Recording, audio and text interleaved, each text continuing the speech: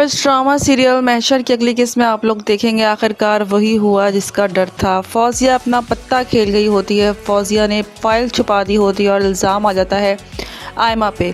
यहाँ अब्दुर्रहमान आयमा से शदीद नाराज़ हो जाता है और गुस्से में होता है, उसे फड्डा करता है, उसे कहता है कि अगर तुमने मेरे ख्वाब छीनने की कोशिश की तो इस बार मैं तुम्हें माफ़ नहीं करूँगा। तुम क्या समझती हो, तुम मेरे ख्वाब छीन के तुम कभी खुश रह सकोगी? ऐसा कभी भी नहीं होगा। मैं तुम्हें भी खुश नहीं रहने दूँगा। अब्दुर्रहमान बहुत गुस्सा होता है आयमा से और उसे कहता है कि मेरी फ़ाइल शराफत से मुझे दे दो। मुझे पता है कि तुमने छुपाई है, तुम मुझे जाने नहीं देना चाहती।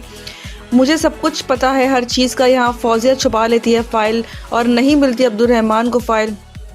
यहाँ आयमा परेशान होती है। वो मानी से भी बात कर रही होती है कि तुम क्या सुनना चाहते हो, तुम चाहते हो कि मैं बताऊं कि मेरे मियाँ ने मुझ पर चोरी का इल्ज़ाम भी लगा दिया है। व्यूअर्स, मानी ये सब कुछ सुन के बहुत अफसरदा हो जाता है। उसको अफसोस होता है कि आखिर आयमा ने अपनी ज़िंदगी कहाँ जाके बर्बाद कर दी। व्यूअर्स, अब देखना ये है कि क्या आयमा खुश रह सकेगी या फिर उनकी अलहदगी हो जाएगी। किस तरीके से आयमा पे इल्ज़ाम लग जाता है कि उसने अब्दुर्रहमान की बहुत ही कीमती फ़ाइल जो यूनिवर्सिटी की होती है, वो ज्वाइन करने वाला होता है, सब डॉक्यूमेंट्स होते हैं, वो आयमा ने चुरा ली है। जबकि ऐसा नहीं होता, वो फ़ाइल फौजिया छुपा लेती है और नाम जो है वो आयमा पे आता है, क्योंकि आयमा ही उसी घर में रह रही होती है। कोई ये सोच भी नहीं सकता था कि ये फ़ाइल आयमा नहीं बल्कि फौजिया छुपा सकती है। व्यूवर्स, आने वाले एपिसोड्स में मज़ीद इंटरेस्टिंग तब होगा जब अब्दुर्रहमान आयमा से कहेगा कि तुम कभी भी खुश नहीं रह सकती, तुम हमेशा बर्बाद ही रहोगी, मैं तुम्हें कभी खुश नहीं रहने दूंगा। अगर मैं नहीं किया और मैं यहाँ पर भी रहा तब भी तुम्हें वो इज़्ज़त, वो सब कुछ नहीं मिल सकता। यहाँ आयमा परेशान होती है कि उसकी अना को, उसके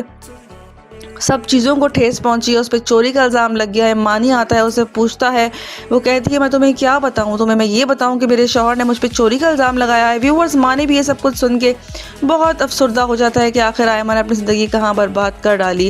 व्यूअर्स, आने वाले एपिसोड्स में क्या आयमा और मानी का साथ ही लिखा है, क्या उनकी अलहदगी हो जाएगी अपनी राय का? हाँ, अब्दुर्रहमान की जाने की तैयारियाँ शुरू हो जाती हैं, लेकिन बहुत ही कीमती फ़ाइल होती है वो अब्दुर्रहमान से कहीं खो जाती है। वो फौजिया लेके गायब हो जाती है और नाम आयमा पे आ जाता है। आयमा अपनी सफाई में कुछ नहीं कहती, खामोश रहती है, सब तमाशा देख रही होती है कब उसकी जो है ज़िल्लत, उसकी अफजाई होगी। लेकिन अब्दुर्रहमान बहुत उसको बेइज्जत करता है, सुनाता है, बातें सुनाता है कि तुम्हारी वजह से हुआ, जो कुछ भी हुआ वो फ़ाइल तुमने छुपाई है। लेकिन आयमा बेगम, तुम ये ना समझना कि तुम्हें मैं कभी खुश रहने दूंगा। तुम मेरे ख्वाब छीन के क्या खुश रह सकोगे ज़िंदगी भर? ऐसा कभी भी नहीं होगा। व्यूअर्स, क्या आयमा अपनी सच्चाई में कोई सबूत देगी? क्या फौजिया का सच, हकीकत सामने आ जाएगी कि सब कुछ फौजिया ने किया था? क्या होगा आने वाले एपिसोड्स में, देखना बहुत ज़रूरी रहेगा। क्या मानी उसको इंसाफ दिला पाएगा? क्या मानी उसका साथ देगा आयमा का? क्योंकि उसके साथ जो कुछ भी हो रहा है वो बहुत ही ज़्यादा गलत हो रहा है। किस तरीके से अब्दुर्रहमान फ़ैसला कर चुका होता है कि वो पढ़ाई के लिए जाएगा दूसरे शहर, और वो ये बात अपने चचा से भी कह देता है कि अब्बा, आपने कहा था, आपने मुझसे डील की थी, आपने कहा था कि आप मुझसे शादी कर लो, उसके बाद आपको जहाँ जाना है आप जा सकते हो। ये हम दोनों की डील हुई थी, जिस पे उसका चचा जो है वो नाराज़ हो जाता है और वो कहता है कि बेटा, शादी कोई गुड्डे गुड़ियाँ का खेल नहीं है, किसी डील के तहत होगी ये शादी। ये तुम्हारे अल्फाज बहुत गलत हैं, अपने अल्फाज पे नज़रसानी करो। जिस पे वो कहता है मैं शर्मिंदा बिल्कुल नहीं हूँ, क्योंकि हमारी यही डील हुई थी। यहाँ आप देखेंगे आयमा बाजी संभाल लेती है, सब कुछ संभाल लेती है और रिश्ता भी ख़राब होने नहीं देती। जो रिश्ते उनके बीच में जमे होते हैं वो अब्दुर्रहमान जाता है आयमा के पास और उसे कहता है तुमने एक दफ़ा फिर बाजी जीत ली। वो कहती है जहाँ रिश्तों की बात हो, जहाँ बहुत ही सेंसिटिव रिश्ते हों, तो उसमें ज़ाहिर सी बात है मुझे रिश्ता ही बचाना था, ना कि जो रिश्तेदारी है वो ख़राब करनी थी। किसी का दिल तुमसे बदजन होता, मैं ये नहीं चाहती थी। इसीलिए आयमा बीच में पड़ के ये बात जो है संभाल लेती है। यहाँ अब्दुर्रहमान को भी परमिशन मिल जाती है जाने की। व्यूअर्स, देख रहे हैं कि अब्दुर्रहमान जाके आयमा को पीछे पलट के देखेगा या नहीं। आयमा बहुत समझदारी के साथ रिश्तों को बखूबी तरीके से सर अंजाम दे रही होती है। यहाँ अब्दुर्रहमान चाहता है कि आयमा अपनी मोहब्बत का इजहार करे, आयमा चाहती है अब्दुर्रहमान अपनी मोहब्बत का इजहार करे। इसी में ये दोनों जो हैं ये चला जाएगा और उसके बाद आप देखेंगे सब कुछ बदल जाएगा। दोनों एक दूसरे से मोहब्बत का इजहार नहीं कर पाते, जिसकी वजह से बहुत सी परेशानियां इनको झेलनी पड़ेंगी, बहुत सी मुश्किलात इनके सर पे आएगी। आयमा बहुत ही बखूबी तरीके से रिश्ते को निभा रही होती है, बहुत समझदारी से, सूझबूझ से।